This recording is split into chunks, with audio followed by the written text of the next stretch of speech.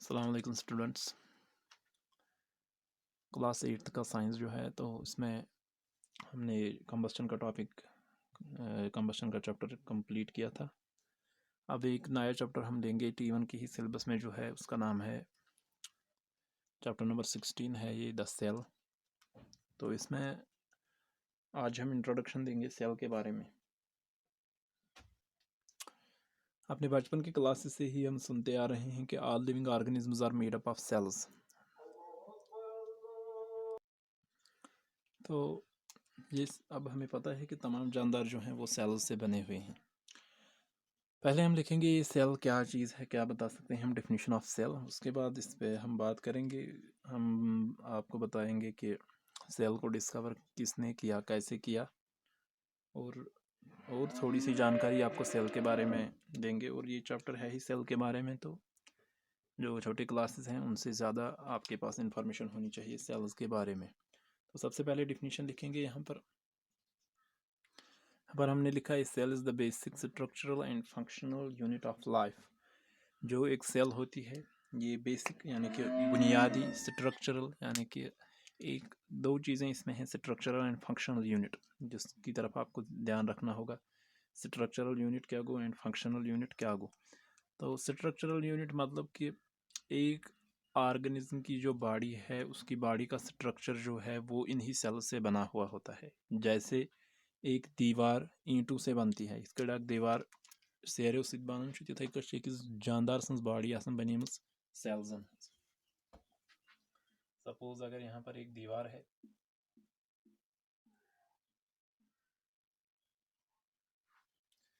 जैसे ही दीवार ईंटों से बनी है वैसे ही एक जानदार की जो है बॉडी वो सेल्स से बनी हुई होती है।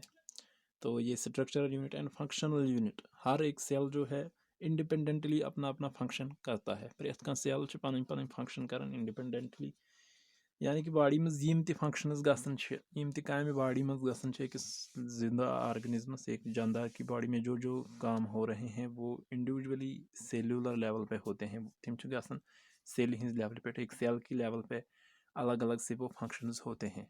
यानी कि सेल्स जो हैं यूनिट्स हैं, basic units structurally and functionally. ये जो यूनिट्स हैं सेल्स स्ट्रक्चरल यूनिट्स भी हैं, बिल्कुल वैसे ही स्ट्रक्चर बनाते हैं जैसे एक दीवार में ईंटें स्ट्रक्चर उसका बनाती हैं। और फंक्शनल यूनिट्स, हर एक काम जो बॉडी में होगा वो पहले सेल्यूलर लेवल पे होता है, उसके बाद सेल्स कंबाइन। तो एक ऑर्गेनिज्म की बॉडी में सेल्स ही कंबाइन होके बनी होती हैं। तो अब थोड़ा सा आगे बढ़ेंगे।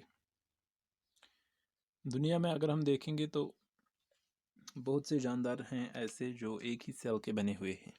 तो बहुत से जानदार ऐसे भी हैं जो बहुत सारी सेल्स इकट्ठा होके उनसे बने हुए हैं। यानी कि दो तरीके के जानदार हैं इस दुनिया में।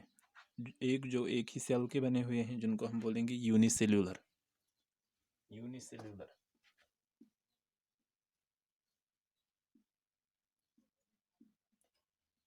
Made up of a single cell only. For example, amoeba,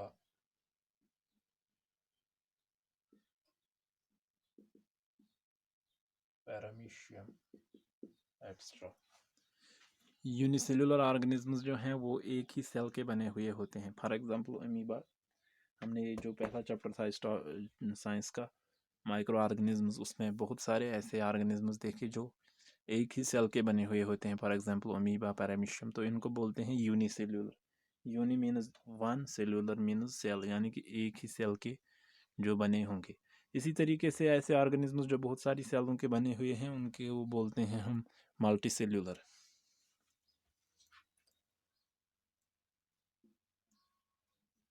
Multicellular. Multi means many, cellular means cells, यानी कि made up of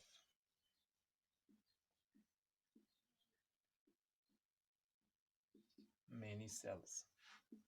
ये ऑर्गेनिजम्स जो होते हैं ये बहुत सारी सेल्स के बने हुए होते हैं। इसमें इजी देना है एग्जांपल। अगर आपको एग्जांपल हो गया, एक डॉग है बहुत सारी सेल्स का बना हुआ है, मैन है बहुत सारी सेल्स का बना हुआ है, एक ट्री है ये भी बहुत सारी सेल्स का बना हुआ है, तो छोटा सा प्लांट एक है वो भी बहुत सारी सेल्स का बना हुआ है। एग्जांपल्स आप खुद देख सकते हो उसमें। कोई भी बर्ड का नाम दे दो, कोई मैन का नाम देगा फॉर एग्जांपल, मैन है, डॉग है, ट्रीज हैं, एक्स्ट्रा, ये जो हैं ये बहुत सारी सेल्स के बने हुए हैं। तो हमने बताया कि अगर एक ही सेल का ऑर्गेनिज्म होगा तो उसको यूनिसेलुलर ऑर्गेनिज्म बोलेंगे, अगर बहुत सारी सेल्स का ऑर्गेनिज्म है तो उसको मल्टी सेलुलर ऑर्गेनिज्म हम बोलेंगे। एक और बात यहाँ पर बताएंगे हम कि ये सेल्स जो हैं ये इस दुनिया में तब से ही वजूद में आई जब से लाइफ इस ज़मीन पर चल रही है। तो लाखों करोड़ों साल पहले जो लाइफ इस दुनिया पे आई है तो तब से सेल्स भी यहाँ इस दुनिया में हैं। और ये भी हम बताएंगे कि ये सेल्स जो हैं ये बहुत छोटी हैं, इनको अनएडेड आई यानी कि अगर हम किसी सामान के बगैर, माइक्रोस्कोप के बगैर या एक पावरफुल लेंस के बगैर या एक पावरफुल माइक्रोस्कोप के बगैर हम इन सेल्स को नहीं देख सकते। तो इसी यही वजह है कि कुछ 100 साल पहले तक इन सेल्स के बारे में हमें जानकारी ही नहीं थी, हमें पता ही नहीं था कि सेल्स भी होती हैं लिविंग ऑर्गेनिजम्स में। तो 17th सेंचुरी यानी कि 17th सेंचुरी मतलब कि 1601 से ऊपर, 17th सेंचुरी में मैं आपको एक किस्सा सुनाऊंगा जो एक साइंटिस्ट का है जो जिसने सेल को डिस्कवर किया। तो अब हम पढ़ेंगे द डिस्कवरी ऑफ सेल। एक साइंटिस्ट था जिसका नाम था रॉबर्ट हुक।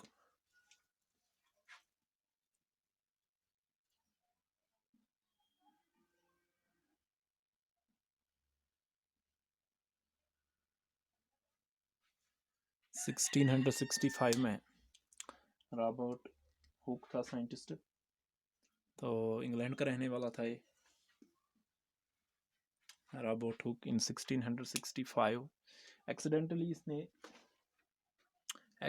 इसने क्या किया कि ये अपनी एक लैब में था तो वहाँ पर ये देख रहा था thin slices of cork. Cork एक लकड़ी से बनता है, तो एक नरम लकड़ी होती है ये कॉर्क। तो इसके थिन स्लाइसेस ये देख रहा था, यानी कि इसके छोटे छोटे टुकड़े और बहुत पतले टुकड़े करके देख रहा था। अपनी एक माइक्रोस्कोप इसने तब उस वक्त में बनाई थी, तैन सातों से माइक्रोस्कोप, सिंपल माइक्रोस्कोप इसने बनाई थी जिसका नाम हम बोलते हैं क्रूव माइक्रोस्कोप। यानी कि अपनी लैब में था ये और इसने thin slices of cork,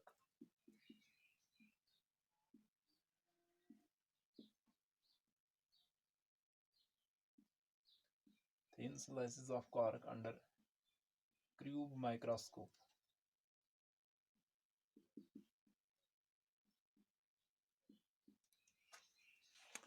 cube microscope मान लो आप, एक सिंपल माइक्रोस्कोप मान लो एक लेंस जैसी ही। तो उसके नीचे उसके अंडर ये एक थिन स्लाइस ऑफ कॉर्क देख रहा था। तो ऐसे नज़रों में कॉर्क एक सॉलिड स्ट्रक्चर दिखता था, यानी कि एक लकड़ी का टुकड़ा इसको दिखता था ऐसे कॉर्क। लेकिन जब इसने इसको इस क्यूब माइक्रोस्कोप के अंदर देखा तो इसने क्या पाया, इसने देखा अंदर बॉक्स लाइक या कंपार्टमेंट लाइक स्ट्रक्चर्स थे जिन साथ ये क्यूब माइक्रोस्कोप वो एंड ही सा स्ट्रक्चर जो मैं यहाँ पर बोर्ड पे बनाऊंगा, ऐसा ही एक स्ट्रक्चर इसने देखा।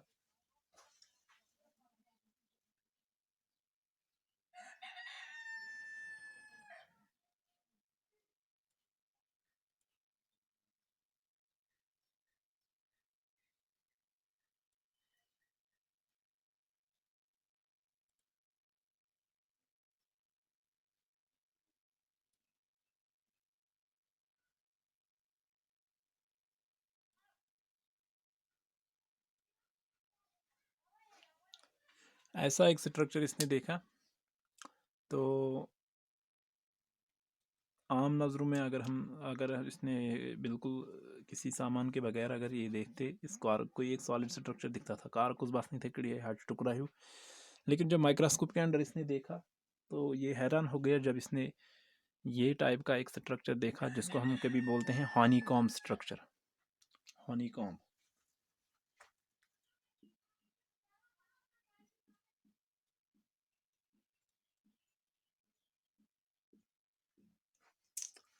हनीकॉम्ब लाइक स्ट्रक्चर मतलब गो इथ माश तोड़े बनावन पन सुफार जो शहद की मक्खियाँ होती हैं, और शहद की मक्खियाँ जो स्ट्रक्चर अपने इसमें बनाती हैं छत्ते में, इसको मधुमक्खियों का या शहद की मक्खियों का छत्ता बोलते हैं, तो वही स्ट्रक्चर इसने पाया इस स्लाइस में, तो ये हैरान हो गया। हालांकि यहाँ पर मैं आपको बताऊंगा कि इसने जो स्ट्रक्चर देखा था उस टाइम, वो सेल्स जो थी एक्चुअली डेड हुई थी, तो उनके जो अंदर वाले पोर्शन थे वो डेड हुए थे और वो डिकम्पोज हुए थे। अंदर आसिम सेल खाली, बल्कि सिर्फ यमन हंद स्ट्रक्चर योत नेबर किन। तो इसको ऐसे लगा जैसे कोई हॉलो कंपार्टमेंट है, हॉलो रूम है। अमिस बासो युथ यिथ कट जन लकट लकट कुछ, अमिस बासे यम लकट लकट रूम्स ही, छोटे छोटे रूम्स या कंपार्टमेंट्स, तो जो हॉलो थे यानी कि जो अंदर भरे नहीं थे, तो इन्हीं हॉलो कंपार्टमेंट्स के नाम पे इसने इनका नाम सेल रखा था। उसने इनका नाम सेल्स दिया, सेल निकला है सेल्यूला से। Cellula means hollow compartments.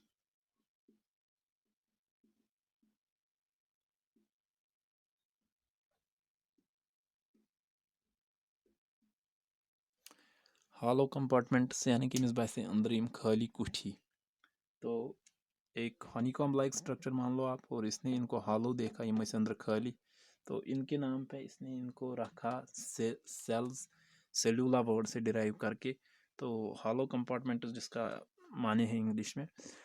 तो सबसे पहले हम बताएंगे कि डिस्कवरी ऑफ सेल जो है, Robert Hooke discovered the cell for the first time in 1665 when he observed thin slices of cork under his cube microscope. He saw a honeycomb like structure, so he named them as cells because they looked like hollow compartments.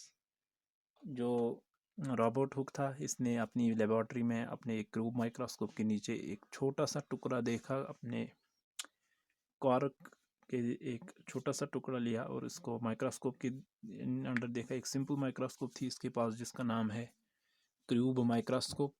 तो इसने क्या पाया कि जैसे शहद की मक्खियों का छत्ता होता है, वैसा ही एक स्ट्रक्चर, जो स्ट्रक्चर्स अंदर खाली थे, तो खाली होने पे इसने इनको नाम रखा सेल्यूला, दैट मीन्स हॉलो कंपार्टमेंट्स या खाली कंपार्टमेंट्स। तो उसके बाद क्या हुआ, उसके बाद इसने जो अपनी वर्क है, जो इसने अपना काम है, इसको पब्लिश किया, इसको दे दिया इसने इस काम को royal society of London.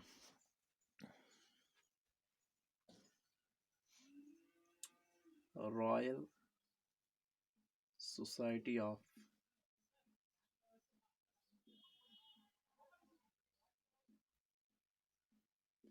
London, royal society of London, London में इसने अपना काम जो है डेमोन्स्ट्रेट किया इन रॉयल सोसाइटी ऑफ लंदन। तो आप ये चीज़ें याद रखोगे।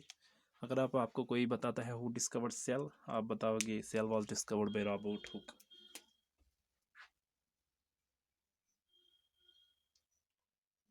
डिस्कवर्ड सेल, रॉबर्ट हुक ने सेल को डिस्कवर किया। कहाँ पर डिस्कवर किया? He discovered the cells from thin slices of cork under his cube microscope. He saw honeycomb like structures, उसने मधुमक्खियों की छत्ते की तरह एक स्ट्रक्चर देखा जो अंदर से खाली थे, इसलिए खाली होने पे इसने इनको हॉलो कंपार्टमेंट्स के नाम पर सेल्स रखा, जो सेलुला वर्ड से निकला है, means hollow compartments. He demonstrated his work on in royal society of London, जो है लंदन में एक साइंटिफिक सोसाइटी जिसको रॉयल सोसाइटी बोलते हैं, तो उसमें इसने अपने काम को जो है पेश किया। तो स्टूडेंट से थी जानकारी about cells, discovery of cells, और जो ऑर्गेनिज्म्स एक सेल से बने हैं उनको क्या बोलेंगे, जो बहुत सारे सेल्स से बने हैं उनको क्या बोलेंगे। और डिस्कवरी ऑफ सेल कहाँ से हुई, किसने की, तो क्या इसने देखा था। आई होप आपको समझ आया होगा। नेक्स्ट लेक्चर में फिर से आपसे मुलाकात करेंगे एक नए टॉपिक के साथ। तो तब तक आप इसको रिवाइज़ करो और ये पॉइंट्स को याद रखो। शुक्रिया।